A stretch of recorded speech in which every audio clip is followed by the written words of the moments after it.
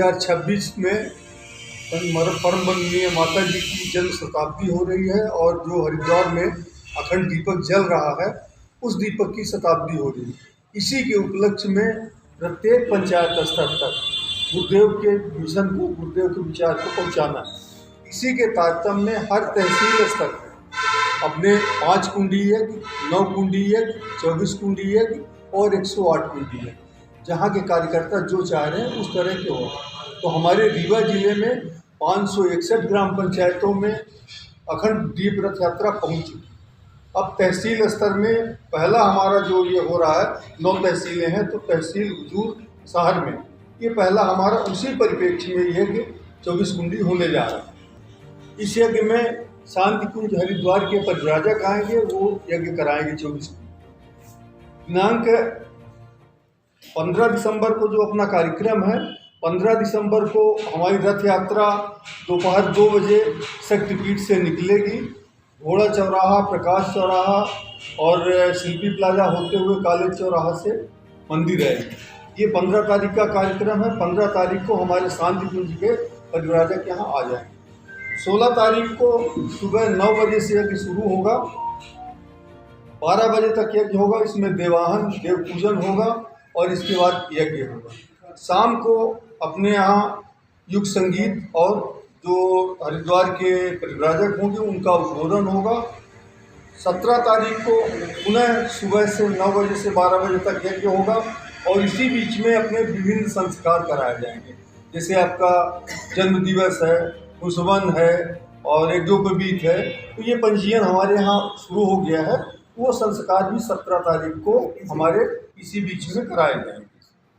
और इस बीच में ये जो अपना वर्ष चल रहा 2026 का मुख्य है नारियों जागो स्वयं को पहचानो, माने नारी शक्ति के विकास के लिए। तो हमारी गोष्ठी भी 17 तारीख को एक 3 बजे से आयोजित की गई, तो इसकी एक गोष्ठी, महिलाओं की गोष्ठी भी होगी। और 18 तारीख को 9 बजे से अपना यज्ञ शुरू होगा। जो संस्कार रहेंगे, संस्कार कराए जाएंगे। 1 बजे पूर्णाहुति और हवन होगा और महाप्रसाद का आयोजन।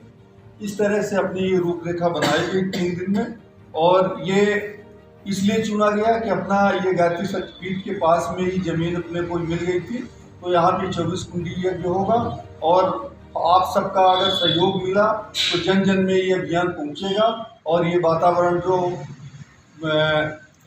इसका बन रहा है यज्ञ का, ये हमारी हर तहसील में, मतलब ये मार्च तक में हमारी 9 तहसील में 5 कुंडी, 9 कुंडी और 24 कुंडी आयोजित की जाएगी। शरण होता है, अत्याचार बढ़ता है, तब तक दैवी सत्ताएँ समय अनुसार आती रहती हैं। कभी राम के रूप में, कभी कृष्ण के रूप में।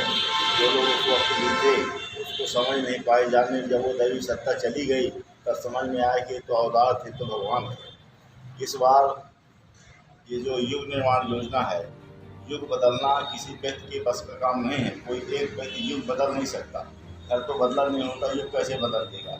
लेकिन ये युग निर्माण योजना किसी दैवी सत्ता के मार्गदर्शन पर ही चल रही है। और ये अवतरण ऐसा है जो चैलेंज करके आया है, जिसने पहले से बता दिया कि हम युग बदल देंगे। ये सामान्य बात नहीं है, अद्भुत बात है। उसी कड़ी में गायत्री परिवार के लोग मिलजुल करके इसके लिए प्रयास करते हैं। आज रीवा में भी इसके लिए एक बड़ा शुभ अवसर आया है, जिसमें 24 कुंडी गायत्री महायज्ञ दिनांक 15 से 18 तक दिसंबर तक होना है। इसमें सब शहर के लोगों को आह्वान किया जा रहा है, बुलाया जा रहा है कि आप सभी इसमें सहभागी बनिए।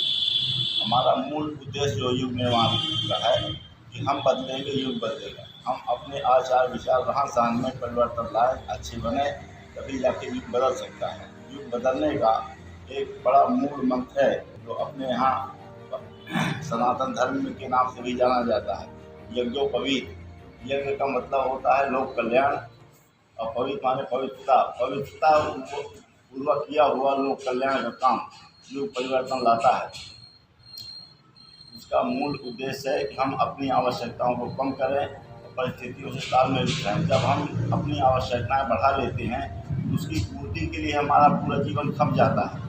जब तक हम अपनी आवश्यकताएं कम नहीं करेंगे तब हम किसी की मदद नहीं कर पाएंगे। अगर हम समाज की मदद करना चाहते हैं सकता। अपने खर्चों में कंट्रोल भी करना पड़ेगा, अपने को कठोर बनाना पड़ेगा, अपने लिए कठोर दूसरों की उधार। जब हमारे पास 2 पैसे होते हैं तो हम अपने आस-पास पड़ोस परिवार को मदद कर पाते हैं, मदद करने की इच्छा होती है। ऐसा अगर हो जाए हर आदमी के मन में कि हम एक दूसरे की मदद करने की सोचें, तो ये धरती स्वर्ग जैसे बन सकती है। हमारा जो जीवन है प्रामाणिक होना चाहिए था, लेकिन प्रामाणिक न हो करके दुख की बात है कि हमें हर एक के ऊपर शंका की दृष्टि देखते हैं। शंका ही हमारे दुख का कारण है। जब हम जिस समाज में रहते हैं, किसी को प्रामाणिक नहीं मानते, शंका करते रहते हैं, तो उससे हम विलग बने रहते हैं। शंका ही हमारे तकलीफ़ों का कारण है। परिवारों में आज देखिए घर घर में एक दूसरे पर भरोसा नहीं रहा, पति पत्नी पर भरोसा नहीं रहा, पति का पत्नी पर रोज़ आक्षेप लगते हैं, रोज़ दुर्घटनाएँ होती हैं, अच्छे खासे परिवार नष्ट होते चले जाते हैं। तो ये जो एक दूसरे पर विश्वास की बात है, ये नीव से ऋषियों ने कहा है कि जिस समाज। नमस्कार, मैं डॉक्टर अखिलेश पटेल, संचालक नेशनल हॉस्पिटल रीवा से। आज आप लोगों के माध्यम से कैंसर के लक्षण को कैसे पहचानें, इस विषय में एक छोटी सी जानकारी देना चाहूँगा। बात करें कि विंध्य क्षेत्र में पुरुषों में सबसे ज़्यादा कैंसर मुख का कैंसर होता है। मुख के कैंसर को कैसे पहचानें? कभी भी मुंह में या जबान में कोई भी छाले जो हफ्ते 10 दिन से ज़्यादा समय तक हैं, दवाओं से ठीक नहीं हो रहे हैं, तो अपने नज़दीकी चिकित्सक को ज़रूर दिखाएं। हो सकता है वो बड़ी गठान हो। लक्षण जो है शुरुआत में ही पहचान में आ जाते हैं तो उसका संपूर्ण इलाज हो सकता है। दूसरी बात करें महिलाओं में, तो महिलाओं में विंध्य क्षेत्र में बच्चेदानी का कैंसर और ब्रेस्ट छाती की गठान का कैंसर सामान्यतः पाया जाता है।